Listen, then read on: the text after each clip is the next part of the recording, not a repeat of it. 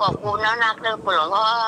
เอออวยพรปีใหม่ให้กำเด้อส่งท้ายปีเก่าหลวงพ่ออยู่ดีสบายแข็งแรงแข็งเด้อของเป็นลมโพลมใจขึ้นสีขาวทุกคนเด้อเจ้าเจริญพรขอบคุณมากหลายๆสวัสดีปีใหม่ในแม่เนออยู่ดีมีสุขเนอกันขอบคุณหลวงพ่อส่งปฏิทินไปแล้วเนาะเจ้าโมทนาหมดใจบานด้วยเขาไม่ได้หันอันหลวงพ่อหันนั่นเนาะไว้สายวันดีนะแม่เนอวันดีสวัสดีเนอวันหลังจะไปเอาหาเนอเจริญพรเจ้าพี่น้องบ้านบวกลี้ได้อวยพรมาขอบคุณโมทนาสาธุอาสาต่อไปญาติโยมเจริญพร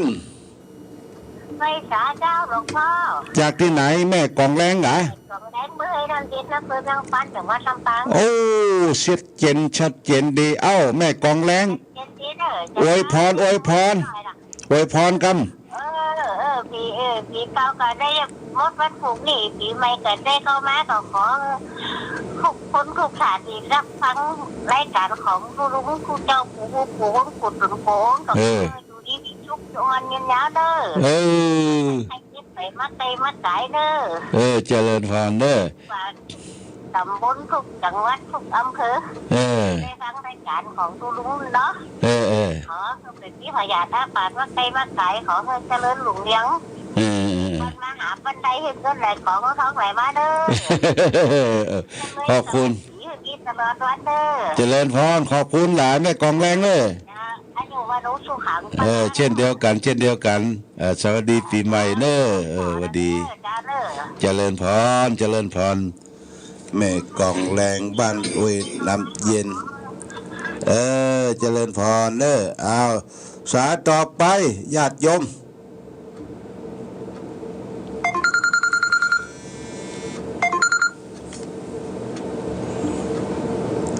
พ่ออุ้ยพัดครับผมสวัสดีครับฟังแล้ววันนั้นเอาเงินฝากไปได้ครับละกะลูกแม่หลงมาส่งแล้วครับแม่โหลส่งแล้วเนาะครับเป็นว่าตรงนี้ขอท่านพระคุณมีความสุขความเจริญอยู่ดีสบายไปแล้วจะได้เป็นอนุมันเงินยาวร้อยเจ้าทุกท่านทุกคนพี่น้องชาวหลายที่ท่านฟังนี่ก็ดีอกดีใจสวัสดีครับพี่น้องทุกท่านคนท่านถึงหน้าใต้มันตกลงไปบัว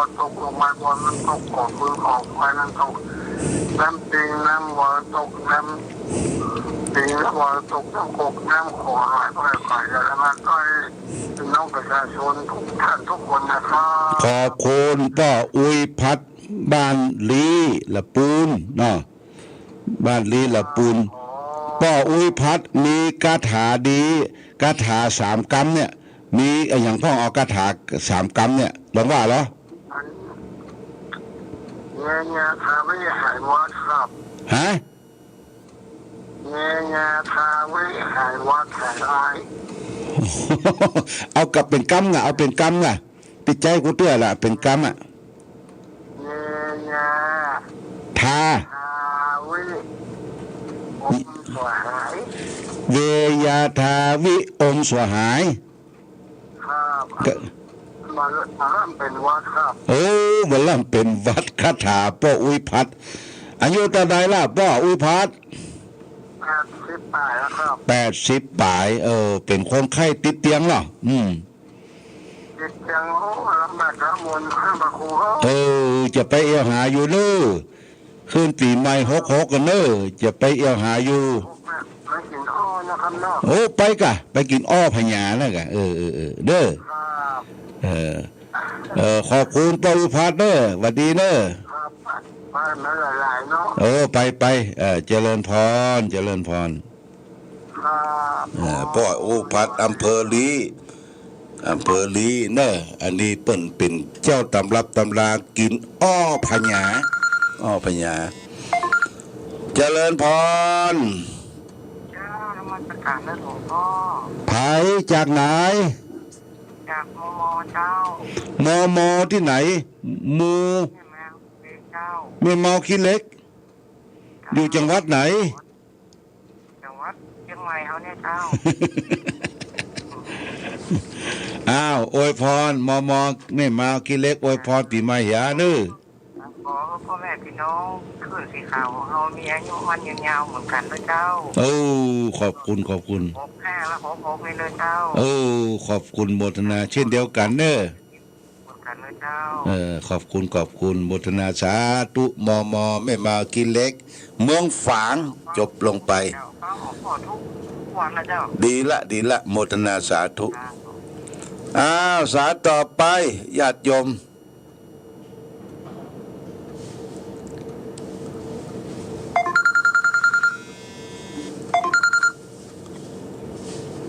ฮัลโหลแม่จงดี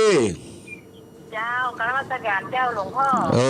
ดีละมาอำนวยอวยพรเลยเนอะโดยเพื่อผู้ขึ้นพันผู้ฟังขึ้นสีขาวเนอะอวยพรกรรมเจ้า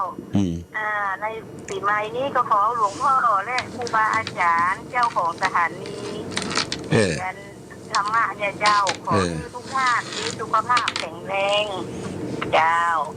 แล้วก็คิดสมสิ่งใดก็ให้สมปรารถนาเจ้าแล้วก็สิ้นปีนี้เนาะขออโหสิกรรมให้กันนะเจ้าดีกายกรรมที่ได้ล่วงเกินกับหรือที่ได้รับหลังและต่อหน้าเจ้าก็ขอท่านทั้งหลายอโหสิกรรมให้โดยเนาะแต่ด้วยเจตนาก็ดีจะได้ดีเนาะเจ้าวันดีละการด้วยเนาะขอบคุณนะแม่จงดีเชื้อกันทาตัวแทนของพี่น้องอำเภอฝางได้มาอำนวยอวยพรให้ท่านผู้ฟังขึ้นสีขาวครูบาอาจารย์ทุกตนทุกองค์แม่จงดีก็บอกว่ากรรมอันใดได้กล่าวล้ำกรรมเหลือได้ขึ้นที่ต่ำได้ย่ำที่สูงก็ขออภัยเน้อแม่จงดีเมืองฝางเน้อแม่จงดีเมืองฝางอาสายต่อไปแม่คำนวณบ้านดินดำกับภาษาเจ้าหลวงพ่อแม่คำนวณบ้านดินดำน้ำจุ่มมาแล้วอวยพรกรรมเจ้าก็ขอพระสอโคกนี่ก็ขอให้หลวงพ่อมีอายุมันยืนยาวมีสุขภาพสมบูรณ์แข็งแรงเด้อเจ้าจะได้เจ็บได้เปลี่ยนอันใดแล้วก็ขออวยพรนะครับผู้ฟังครูบาอาจารย์ที่เป็นจัดรายการเกินสีขาวนี่ทุกลูกทุกตนยังมีสุขภาพสมบูรณ์แข็งแรงเหมือนกันทุกลูกทุกตนแล้วก็อยากที่ผ่านที่พังรายการนี่ก็มีสุขภาพสมบูรณ์แข็งแรงเหมือนกันหมดเจ้าอยู่ดีมีสุขทุกคนเจ้าสาธุเด้อแม่คำนวณบ้านดินดำได้อวยพรแล้วเป็นที่ชื่นอกชื่นใจเจริญพรเด้อแม่คำนวณเด้ออยู่ดีมีสุขยังมีเวลาอยู่เด้อญาติโยมแถมสัก 4-5 นาทีเจริญพรไผว่าต่อไปมาบุมาแล้วเจริญพรเจ้านี่มะลิวันเลยเจ้ามะลิวันพิเคราะห์งานเจ้าบ้านขายนอกก็ว่าขายไหนขายนอกเจ้าขายนอกอำนวยพรให้ท่านผู้ฟังเน้อเจ้าฝากอันไปหอมอันซื้อเจ้าตาเจ้าซื้อเจ้าตาดีละโมทนาอวยพรหลวงพ่อมีสุขภาพแข็งแรงเจ้าเย็บเจ้าปันหอมปันหายอันนี้เป็นตัวแทนบ้านขายนอกขายนอกขอบคุณสบายบุคคลนะเจ้าขอบคุณเด้อแม่มะลิวันพริเคราะห์งานเจ้าวันที่2เลยนะตั้งใจที่ฐานเพื่อถ่ายทอดอยู่เนอะโมทนาสาธุน้องไปแต่เจ้าแล้วเจ้าโมทนาขอบคุณแม่มะลิวันพร้อมโดยครอบครัวอยู่ดีมีสุขเนอะแม่เนอะลูก3คน ใส่ตัวท่านหมดละ ดีละดีละ ขอติ่งขอข้อใส่นามสกุลขอข้อใส่นะ โอ้ดีมากดีมากโมทนาสาธุแม่มะลิวันพิเคราะห์งานเป็นตัวแทนของพี่น้องบ้านคายนอกอำนวยอวยใจให้ท่านผู้ฟังครูบาอาจารย์ทุกท่านอยู่ดีมีสุขเน้อส่งท้ายปีเก่าต้อนรับปีใหม่เอ้าสายต่อไปจะอู้จะจ๋าเจริญพร เจ้าสวัสดีเจ้าหลวงพ่อ จากที่ไหน มอมอ โหมมีสองมนะ เจ้าสองมอมอนะคะ ตะกี้ก็มมาไหนมเนาะ อันนี้มอมออย่างอ่ะ มหมู หมู อ้าวอำนวยพรมแม่ปราณีมณีจรอำนวยพรเปิ้นอ้าว เจ้าขอให้หลวงพ่อจงมีร่างกายแข็งแรงมีสุขภาพดี เนี่ย อย่าเจ็บอย่าจน ขอให้ทุกคนที่ขึ้นสีขาวมีความสุขความเจริญอย่าเจ็บอย่าจนที่ต่อไปก็ขอให้งาน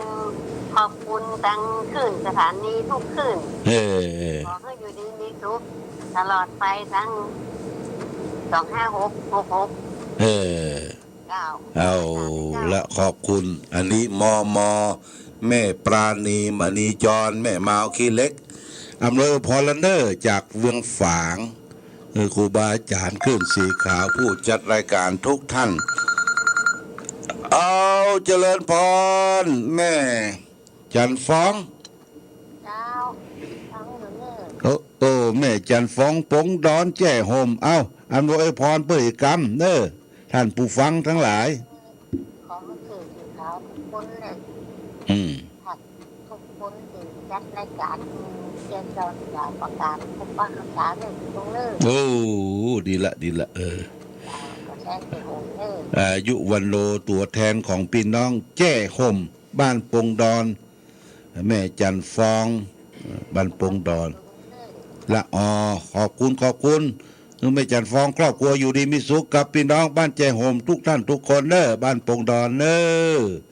อายุวันโลสุขังปลังญาติโยมสายต่อไปยังมีเวลาอีกโอ้วันนี้เต็มปี้เต็มเปี่ยมเหลือเวลาสัก2 นาทีเนาะ2 นาทีเขาก็จะได้ส่งท้ายปีเก่าต้อนรับปีใหม่บรรพุกจะได้สวดมนต์ข้ามปี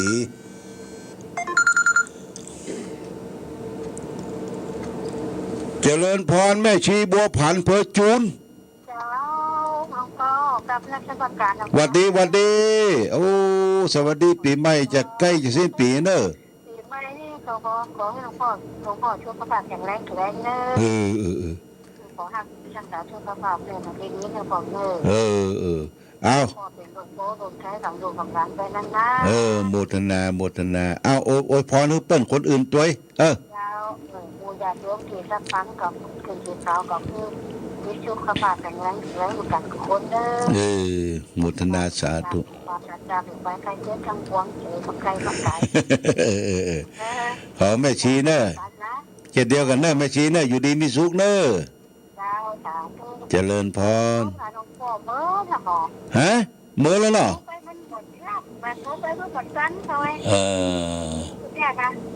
สบายดีก่อนไปได้พ่องสุขภาพพ่อดีละเดินไปมาละสวะเป็นเตื้อกัน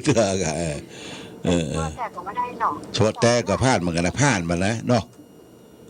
จะเปิดจะชวดมนต์ข้ามปีวันใดก็ผูกวันผูกเด้อผูกเมื่อคืน10 โมงถึงเที่ยง10เจ้ากับเจ้ากับชวดวัดเหมือนกันแล้วเนาะดีละโมทนาสาธุชวดไหนเพราะว่านะหลังเพราะนะดูว่าเจ้ามาแล้วนะพักที่บ้านอยู่กะ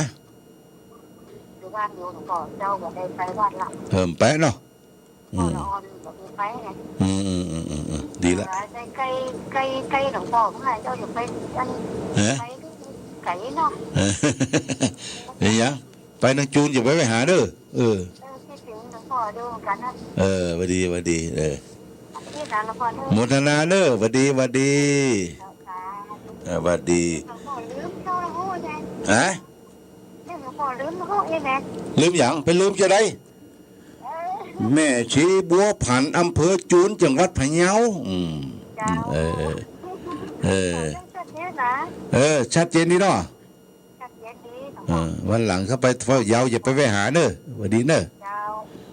เจริญพรเจริญพรอ้าวเป็นสายสุดท้ายล่ะ ญาติโยม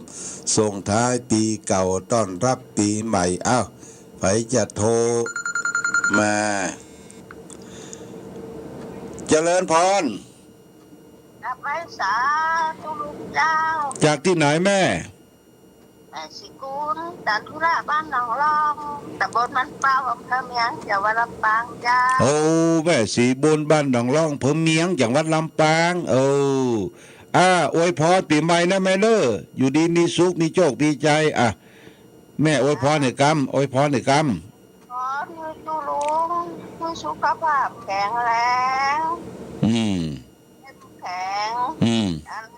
สิ่งใดก็ขอให้สมมุ่งมั่นปรารถนาทุกสิ่งทุกประการเนอะ ขอบคุณ พร้อมด้วยผู้ฟังว่าไป พร้อมโดยญาติโยมชื่นสีขาวก็ขอให้สุขภาพแข็งแรงทุกคนเนอะ ขอบคุณ ขออายุวันโดสุขังปรังจงมาเกิดมีแก่แม่เนอหวัดดีเนอ สาธุสาธุ เจริญพรเจริญพรเอาละญาติโยมท่านสาธุชนท่านผู้ฟังทั้งหลาย ก็ได้สนทนาอำนวยอวยพรโลนี่รอบสองว่าจะได้ ขึ้นวัดเดียวกันหลวงพ่อ โอ้วันพวกไปจะสวดมนต์วันเสาร์เด้อมาเด้อ โอ้เต็มที่เนาะ เต็มที่เข้าคืนด้วย โอ้แล้วเขาเดินนักบ้านกำ เข้าคืนส่งท้ายปีเก่าสวดมนต์ข้ามปีมานอนวัดเด็กก็บ้านหลวงพ่อจะย้ำถึง3 วันนะ เขาบวช3 วันหมู่พี่น้องประลองนอแลมาเต็มนี่ประเดี๋ยวเนี่ยโอเคเนอะถึง3 วันเนอะหวัดดี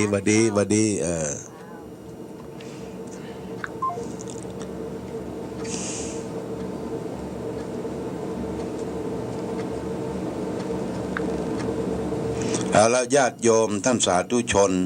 ก็อยู่ในช่วงสุดท้ายของรายการธรรมประทีปส่องต่างและก็เป็นช่วงสุดท้ายของปีวันพรุ่งนี้คงบ่มีเวลาญาติโยมนะเพราะว่าเพิ่นจะสวดมนต์ค่ำปีหลวงพ่อก็จะไปเทศอยู่2 ปีนะกว่าจะเข้าวัดก็ประมาณสัก9 โมงครึ่งพรุ่งนี้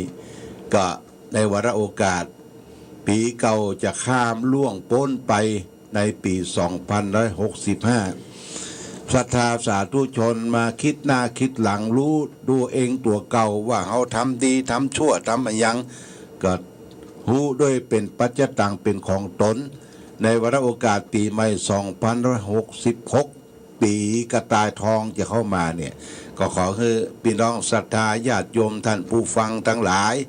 ตั้งอกตั้งใจสร้างสมคุณงามความดีนะคือได้เป็นที่ฮักแก่เทวุเทวดาปิญาแปลงแก่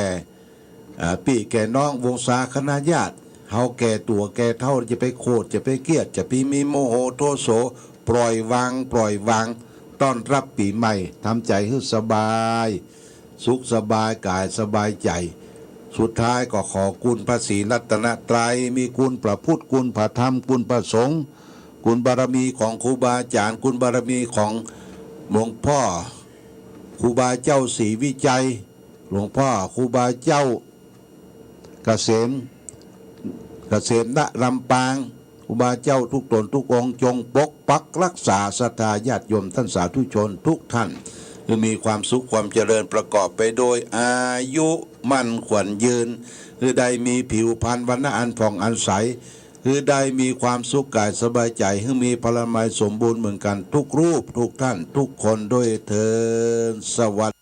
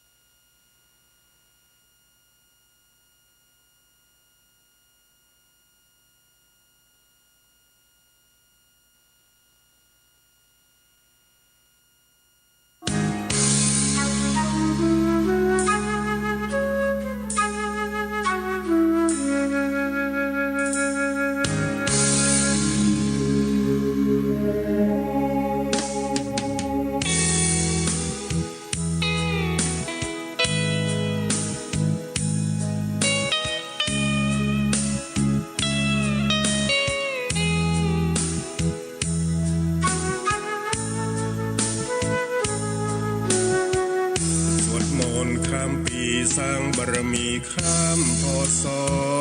เชิญแม่เชิญพ่อร่วมก่อสร้างบารมี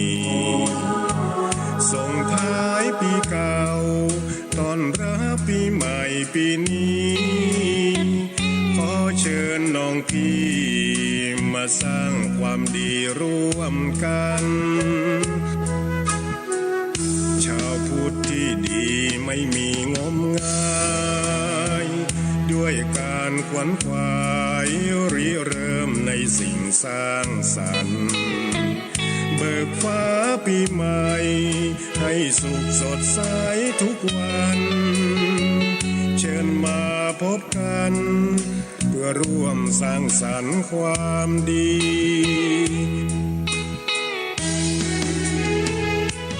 ทุกใดที่มีในใจของเราความโศกความเศร้าที่คอยเผาใจนานปีจงมาลายหายสูญด้วยคุณพระชินสีอีกทั้งทุกโศกโรคภัยที่มีอย่าได้ราวีตลอดปีและตลอดไปสวดมนต์ข้ามปีสร้างบารมีข้ามพศอย่าได้รีรอมาเสริมต่อสร้างสุขทางใจสมเป็นชาวพุทธบริสุทธิ์สะอาดสดใสเชิญพากันไปไหว้พระสวดมนต์ข้ามปี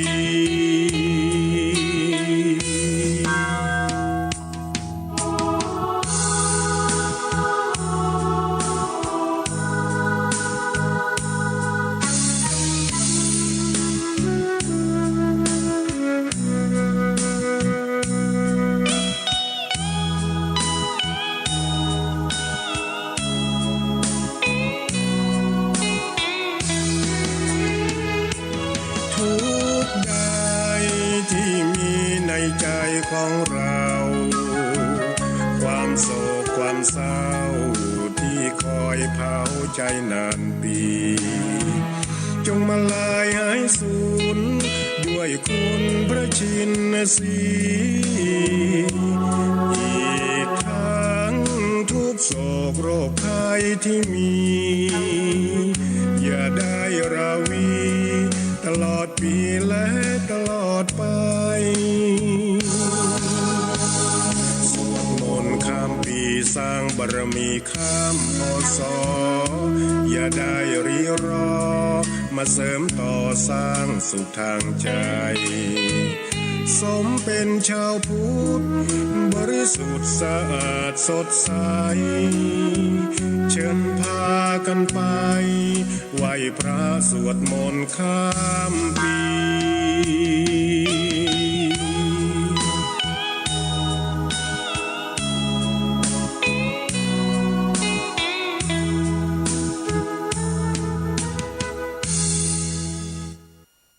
ส่งท้ายปีเสือตอนรับปีใหม่วัดฝายหินหลังมหาวิทยาลัยเชียงใหม่ขอเชิญชวนทุกท่านร่วมสวดมนต์ข้ามปีครึ่งราตรีกับความสุขสงบรักษากายรักษาจิต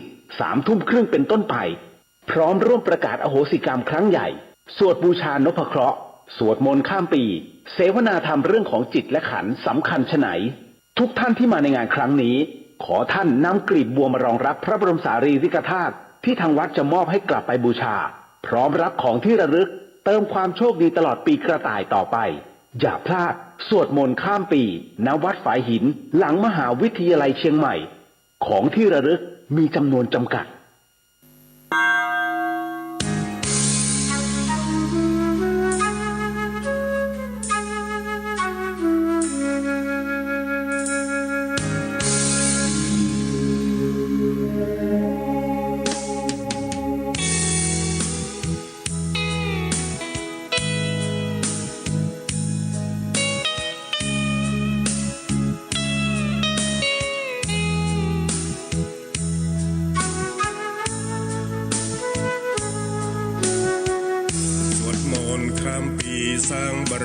ข้ามพศ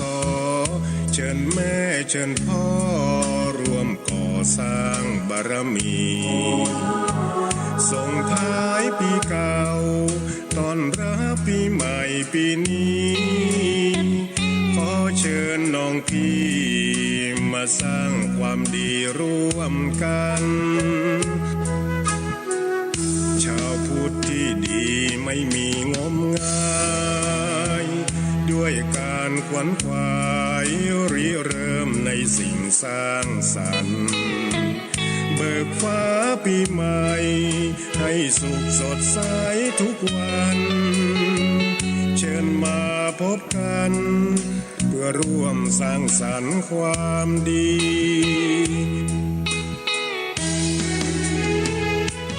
ทุกใดที่มีในใจของเรา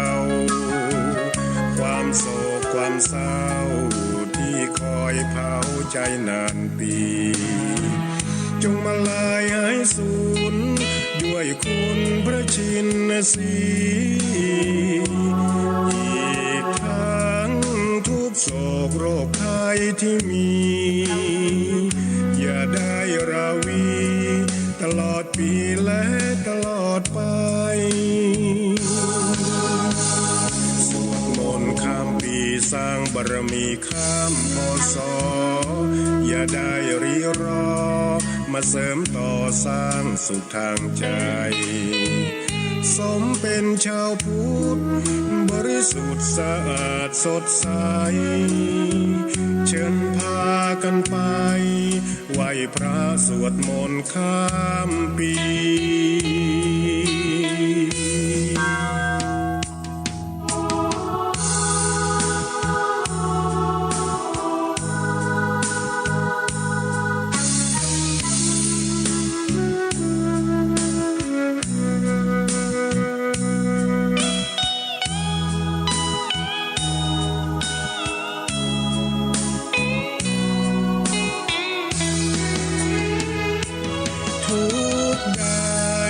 ที่มีในใจของเราความโศกความเศร้าที่คอยพา